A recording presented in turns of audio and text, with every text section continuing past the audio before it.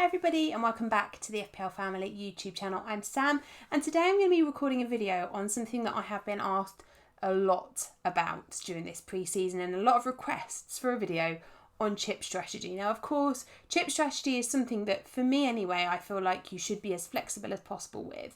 Obviously it's really helpful to start the season with a bit of a plan as to what you're going to do, but fundamentally you need to react to what's happening in the game and use your chips as best as you can to benefit as much as possible from the blanks and the double game weeks, and also, and most importantly even maybe, to make sure you hit those form players at the right time and play the fixture swings with your wildcards. So I'm going to be talking about all of the different chips this video, having a little think about how we could potentially use them to the best of our ability during the 21-22 season. So we're going to start with the wildcard. Now that first wildcard for me is an incredibly important point of the season. As you all well know, I like to plan my game week team for game week 1, but not only for game week 1. So I spend a lot of pre-season looking at game week 1 through game week 5 and making sure that I have a team that I could realistically set and forget on and just leave them be for those first 5 game weeks with maybe a couple of subs coming off the bench in a couple of game weeks. Then once I've got a team that I'm happy with that, I look beyond that and look up to game week 8. And in doing that, I kind of try to plan for who I think is going to be the best options for that first period of time. By doing that, it means that I can maintain that wildcard chip because this is the one that I think is one of the most important chips that we have in the game. So I like to try and keep it for as long as possible. Now I had a little look at the fixtures over the course of this first period of time that we have active with the first wildcard. And for me, there are 3 obvious points in which you could play your wildcard. And depending upon how your strategy is panning out and how your first few game weeks of the season go, will depend on which one of these makes the best option for your FPL team. Now, of course, you don't have to play them in these game weeks, but these game weeks make a lot of sense. Now, game week 3 is the first of our international break weeks. So there's lots of benefits from playing a chip in an international break, particularly a wildcard chip, because it means that you have plenty of time to tinker with those teams and to really get under the kind of the nitty gritty of what you're doing and spend a lot of time thinking about it and planning for it, and also riding the price rises and avoiding the price drops. You also have the benefit of this in game week 7 also. The other benefit of getting on a wildcard in game week 3 is that you can jump on the bandwagons that come up, and there will be some players who perform incredibly well in game weeks 1, 2 and 3, and at that point you are able to then jump on them. But my concern is that actually the players that have really good game weeks in game weeks 1, 2 and 3 might then have a horrible fixture turn, as we'll see with Aston Villa, who therefore maybe their options kind of tail off a little bit from game week 4 onwards. So it's just something that we really need to be conscious of if we're going to play it in game week 3. But there are massive positives, as I say. Plenty of tinker time over international break. Teams like Villa with fixture swings, if you've invested in them early on, you can get off of them and move on to players with better fixtures. For example, Norwich, their fixtures tend to get a little bit better after game week 3. And it allows you to jump on those early teams that have done really well, but it also allows you to jump on those individual players. Plus, it allows you to play the transfer window because, of course, this time around, we have it open beyond the game week 1 deadline. So there's some real benefits for playing it in game week 3. There are some negatives also. It is an incredibly long time from game week 3 until we get our second wild card. And so you have to kind of bear that in mind. If you do go with a really early wildcard, you need to be really careful with your transfer strategy for the remaining period of time, particularly over that Christmas period when we have really tough fixture congestion usually. It's also harder sometimes to benefit from the fixture shifts because there are some really nice fixture shifts which come in and around game week 7 and 13. So if you've already played your chip in game week 3, it is a little bit more difficult then to really benefit from those fixture shifts, but then you can use your transfers for that. So it's not the end of the world if you play it early. Plus, for me anyway, my real bugbear about playing a wildcard in game week 3 is that you should, if you've done your planning correctly and if you've really watched pre-season and if you really think about it, you should be able to plan your team for game week 1 that lasts you beyond game week 3. And if you do that, you have the benefit of the chip remaining in your locker for later on in the season. Game week 7, I think is a much more interesting time. You got an additional 4 weeks of understanding in terms of the teams and the ones that have started the season particularly well, and of course the players that have started the season particularly well. And so at that point we do have a little bit of extra time to kind of consider who we really want to get on and whether they are actually purple patches or whether they are just, you know, they've had 3 good fixtures to start the season and now we're starting to see them kind of level out a little bit. And we do have a significant fixture shift going on in game week 7. So we have Manchester United, who have had really nice fixtures to start the season, who then go into a period of time where they play each of the big 6 and Leicester in the next 7 fixtures. So difficult run for them. And if you are talking about doubling up in the period up to game week 7 and going with Bruno and a defender, or Bruno and Sancho, or Sancho and a defender, you could find yourself in a position where actually maybe you don't want the double up or you don't want the triple up if you've done that beyond game week 7. So being able to make that move after game week 7 might just be a nice thing. It's also the beginning of European action, so we start to see the beginnings of the Champions League, Europa League, that kind of stuff. So actually at that point we might start to see some rotation, particularly in and around our clubs that don't have big squads. That might be something that we need to bear in mind when it comes to going into this next period of time. And of course with teams like West Ham, who haven't played in European football for a while, we'll yet to see kind of whether can Antonio withstand 2 games in a week with that dodgy injury that he's been carrying for a little while. We have a really nice fixture shift in and around game week 7, of course, for Chelsea. They, in the next 5 weeks that follow, play Southampton, Brentford, Norwich, Newcastle and Burnley. So that looks to be a really nice patch that you would want to invest in Chelsea for. And of course, we've seen a bit of a mixed bag for them in the earlier part of the season. And Leicester's fixtures massively improved from game week 5 onwards. So if you've singly invested in Leicester for game week 5, say you've bought in Raphinha or you've bought in Harrison at the beginning part of the season, from game week 7 might be a really nice option to double up there, or maybe bring in a defender also.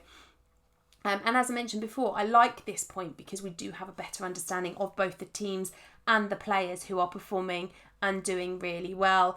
Game week 13 is also another fixture swing period of time. We get really nice sets of fixtures for some of these clubs. Now, these stats and the fixture ticker are courtesy of our friends at Fantasy Football Scout. Now, what we have here is the game week 3 fixture swing for the worst. So these are the teams that have the worst fixtures from game week 3 onwards, and they're not necessarily the sides that have or had the worst from game week 1. So you can see Aston Villa started the season really nicely in those first 3 fixtures, but then from game week 3 onwards we've got Chelsea, we've got Everton, we've got Manchester United, so it's not the ideal solution to follow on from that. So you might want to think about getting rid. Crystal Palace always have bad fixtures and they stay there, but Man City fall into the bottom then. So all of those people looking to get on Man City at the beginning of the season, you know, maybe they might be looking to get off of them, and if you're wildcarding at that point and you've got Man City, it might work in your favour. But if you haven't, they're probably one of the teams you're going to want to target. When we look at the other 3 potential wildcard periods, Manchester City are in that category in 2 of them. So the game week 7 fixture swing, then we see Leeds, Chelsea, Manchester City and Arsenal sitting pretty at the top. And this game week 13 one that I'm talking about now, it makes for really fascinating reading for the likes of Spurs when suddenly the fixtures look really nice. So we've got Spurs up there, we've got Manchester United up there, you can't see them on there, but City, Liverpool, Southampton and Leicester all on there from game week 13 onwards. So I think at that point we can really play the fixture swing really nicely, and these are teams that, of course, when we're looking at Spurs, will have had 13 game weeks under new manager Nuno Espirito Santo. Will know exactly who his defenders of choice are, will know exactly who the strike force is, and is Harry Kane still a Spurs player. We will know much more about Nuno's Spurs, and then we are going into this really nice run of fixtures, so it will be a really good time to invest. For me, game week 18 is the one that I kind of aim for. So in my mind, I like to break down pre-season, when could I play my wild card? And I like to have these periods of time where I know that I can play them. So the 2 international breaks are obvious choices, and then 13 and 18 are fixture swing periods. Having that in the locker means that depending upon how my team starts the season, I have flexibility to move around and use these game weeks as guides for wildcards. If I have a particularly bad start to the season, maybe there's justification for going with game week 3. If my start is okay, maybe it's game week 7. But if I have a strong start to the season, then game week 13 or game week 18 really hits the mark with me, because they enable you to hold that second wild card longer, because you're playing it closer And therefore, if you can keep your second wildcard for as long as possible, it really helps over the blanks and double game weeks that we are bound to get later on in the season. Now, game week 18 is really nice, and in the same way that game week 13 is, we've got a huge fixture swing, as we can see there, for Manchester United, West Ham, Everton and Aston Villa come back in again from their dodgy fixtures that they have at the beginning of the season. By game week 18, and indeed by game week 13, a lot of managers would have already played this first wildcard chip, so it can give you an advantage if you've been able to get through the other game week windows without using it and surviving. This point, you have a really nice advantage potentially to go on over the course of the season. It also allows you, as I mentioned, to hold your second wild card longer. And there's already chatter in the FPL community about potential triple game weeks for Chelsea because of the Super Cup and the Club World Cup, potential for a double game week in there. So the longer you leave this, the more chance you have of understanding exactly what that's going to look like. You also benefit from being able to prepare for that busy Christmas chaotic period, which actually is a really nice thing to have. So I would be looking to do one of these windows when it comes to the first wild card. But in my personal opinion, holding it for game week 13, that's always my aim. Game week 13 in and around game week 10 feels like a really nice point. So I'm going to aim for game week 13, knowing if my team's okay, I can hold for game week 18, but knowing also if my team started badly, I can bring it forward and play it in 7 or 3 also. Other chips then that we have available to us across the course of the season, the bench boost, the triple captain and the free hit. Now, as with the wildcard, I think you need to have some flexibility also with these chips. You don't want to have a rigid strategy that says, I am definitely going to play them in this period of time. Last season, the bench boost was used by most managers in double game week 19 or double game week 26. And for the majority of FPL managers, you will bench boost in one of those doubles. However, last season, a lot of us bench boosted because we had a lot of Leeds players in those double game weeks. And then Leeds let us down in both. And this is a potential negative of bench boosting in a double game week, is that you have really high expectations of what your players are going to do. For me, last season, as you'll know, I benched an awful lot of points, and there were a number of weeks across the course of the season where I really struggled to bench players. And there were a few game weeks where I was really struggling to bench all 3 of my bench players. And on reflection, looking back, that was probably the point where I should have played my bench boost chip. So don't be afraid, is what I'm saying, to play it in a single game week if you know you have a fully playing bench and that fully playing bench have really nice fixtures. It isn't a bad thing to play your bench boost in a single game week. Sometimes that's actually more beneficial than playing it in a double game week. Particularly as, if you listen to what Ben Crellin is suggesting, there's a lot of rhetoric that potentially it could be game week 36 that is our biggest double going into the 21-22 season. If that happens, holding your bench boost for all that time could prove to be incredibly stressful. Aim for 4 starters. If you get 4 starters and they've got nice fixtures, don't be afraid to play it in a single. The free hit chip should, in my opinion, be held for a single game week, blank game week. There will be managers out there that will play it because there's a really nice set of fixtures for a specific couple of teams and they want to target that. And there's nothing wrong with that. But often what happens is that happens in kind of September, October, November time.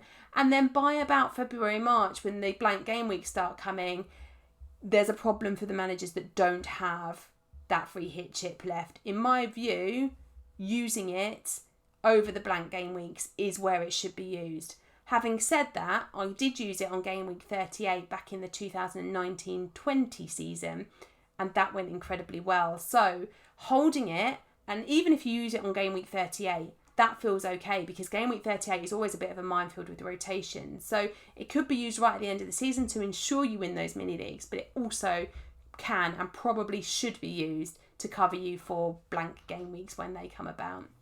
A triple captain, double game week, single game week. In my mind, we will all try to play it in a double because obviously it doubles the chances. But for certain clubs like Manchester City and the rotation that we have, often that doesn't necessarily mean that they're going to get 2 games in the course of that double game week. And then you have to question whether it's actually worth playing it for the perfect player in the perfect run of form on a single game week, because that will undoubtedly happen. Often we have single game weekers outperforming the double game weekers. So triple captain, my opinion, should be a gut feeling on one of the big hitters, Bruno, on Salah, on Kane, on KDB, somebody like that you know is going to start and is regularly returning points and is in good form, and play it at the point where they are in that form. Play it in a purple patch and play it when they are playing against the perfect opposition. Okay, so that's it in terms of chip strategy for me. Play those wildcards in one of those 4 blocks of time, either in game week 3, in game week 7, in game week 13, or in game week 18. That will provide you with the ammunition to kind of target fixture shifts. It will also allow you to have enough of a time to view what's happening and make judgments for your team. But be flexible. If things are going well, don't stick to your plan and play a wildcard at that point. Save it. Maintain it. If things are going badly, don't be afraid to go, actually, things have gone badly and I'm no longer going to hold my wild card. I'm going to play it now. Let me know what you're planning to do in terms of your wild cards. Have you got any thoughts on when you're going to play them and who might you trust with the Triple Captain's armband? Leave me a comment in the description below. Don't forget to hit the subscribe button if you haven't already done so, and leave me a like before you go. Thanks, guys.